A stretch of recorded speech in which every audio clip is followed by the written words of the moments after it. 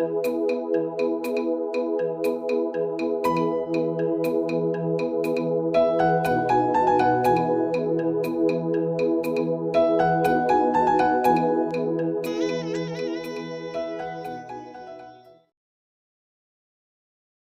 sebetulnya tidak enak karena pestanya masih lama. Nah, ketika ditanya masalah bupati, saya nggak menghayal. Saat Golkar mengatakan Pak Repol layak di bupati diusung oleh Golkar, saya terima. Tapi kalau memang tunggang langgang jungkir balik, saya enggak.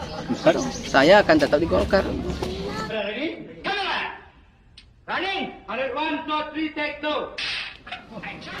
Saya sekali lagi, pertama sejarah saya mencalek 2004. Saya tidak pernah menghayal mencalek. Saya diajak Pak Masnur itu, saya tanya Pak Masnur itu. 2 kali saya tolak. Yang ketiga baru saya iya kan. 2 kali saya tolak. Yang ketiga oke lah kalau gitu saya nyalek. Lalu saya bekerja normal saja, tidak berpikir saya bahwa nanti 2029 akan mencalek lagi. Ada. Malah 2009 itu saya hampir tak mencalek. Saya bilang tidak apa-apa. Partai lain siap menerima. Saya kalau nggak diusung oleh Golkar, saya nggak maju.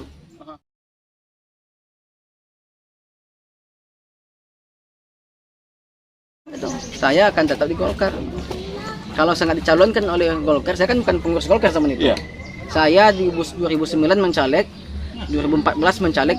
Posisi saya bukan sebagai pengurus partai, anggota biasa, Pak. Bukan pengurus ini, Pak Muslim masih pengurus partai di tingkat kecamatan nih. Saya anggota biasa, tanpa pengurus, ya Pak Dea. 2014, 2009 saya mencalek. Kalau 2004 saya pengurus provinsi. 2009 saya tak pengurus sama sekali. Saksi sejarah. Saya dibuang dari pengurus itu tuh. 2014 saya juga nggak pengurus. Ini saya nggak menghayal, katanya Repol dicoret nama dari caleg. Kenapa? Yang menentukan calon bupati dari Golkar itu bukan saya, DPP. Dan saya tak akan lakukan lobby-lobby yang berat untuk mendapatkan sampan itu. Kalau dikasih saya terima. Tapi kalau sama nih, ketuanya saksi hidup nih. Ada ketua PK yang lama-lama tuh. Untuk ketua Golkar, saya nggak ada lobby-lobby berat saya ke mana-mana untuk jadi ketua. Nah, kalau kawan-kawan dukung, alhamdulillah ya Pak deh. Tanyalah sama ketua PK ini. Saya kalau kawan-kawan amanahkan saya sebagai ketua partai, saya akan bekerja. Dia mengalir gitu. Mengalir saya nggak lobby-lobby. Nah, ketika ditanya masalah bupati, saya nggak menghayal. Karena kalau saya menghayal sampai ke sana, memang beda ya. Iya, betul. Katanya dalam teori politik katanya kekuasaan harus direbut. Betul. Ya kan? Karena tujuan itu tujuannya. Tapi bagi saya tidak sana dia. Tujuan itu kekuasaan. Teori itu nggak saya pakai. Cuma prosesnya saja mungkin. Kalau harus direbut, maka menghalalkan segala cara. Apapun dilakukan, saya enggak. Saya mengalir kalau nanti suatu saat Golkar mengatakan Pak Repol layak di bupati diusung oleh Golkar, saya terima. Tapi kalau memang tunggang langgang jungkir balik, saya enggak. Nah, karena yang berat bagi saya itu bukan mengejar jabatannya, menjalankan amanahnya. Itu penting. Luar biasa. Jadi jawaban publik, pertanyaan publik terhadap diri Pak Repol, terhadap Partai Golkar akhir-akhir ini terjawab hari bahwa beliau sama sekali tidak memiliki tendensi apapun. Tetapi ingat, ketika amanah atau ada mandat yang diberikan tidak tertutup kemungkinan begitu kira-kira ya Pak. Tidak Karena calon bupati itu bukan tergantung di mauannya kita, tapi ada juga kemauan partai, kehendak partai.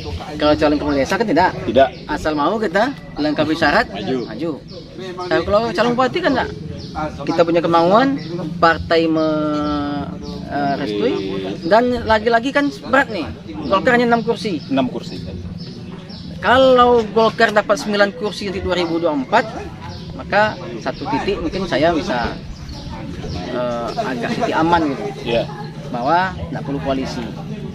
Tugas berat saya adalah harus Golkar itu jangan sampai di bawah 9 kursi, baru kita titik aman satu. Baru titik keduanya menunggu rekom DPP. DPP rekomendasi bahwa kita calon bupati, kita mau ke jalan. Tinggal kemampuan kita, ya kan? Tepuk dada, tanya selera. Kawan KWK, sebuah perbincangan yang sangat menarik. Dari infrastruktur kita berbicara tentang kondisi partai sampai akhirnya kita nyerempet ke masalah urusan politik, elektoral atau hal yang terkait dengan pemilihan bupati ada di Provinsi Riau, khususnya di Kabupaten Kelapa. Baik, dari apa yang kami bincangkan tadi, saya dapat menyimpulkan beberapa hal yang mungkin ini patut kita apresiasi dari seorang Haji Repol, bahwa berpolitik itu biarkanlah dia mengalir, tapi harus berbuat, bukan mengalir tanpa berbuat. Dan apa yang dia lakukan hari ini adalah berbuat untuk masyarakat tanpa tendensi apapun, termasuk menjadi Bupati Kampar. Jadi kawan KWK nggak usah takut apabila kawan kita ini tekan gas sedikit, jangan, nggak boleh itu. Jadi politik keteladanan seperti yang saya bilang dengan dia tadi, ini memang harus patut kita contoh, karena persoalan masyarakat juga menjadi persoalan partai politik, dan keikhlasan adalah kuncinya. Closing statement.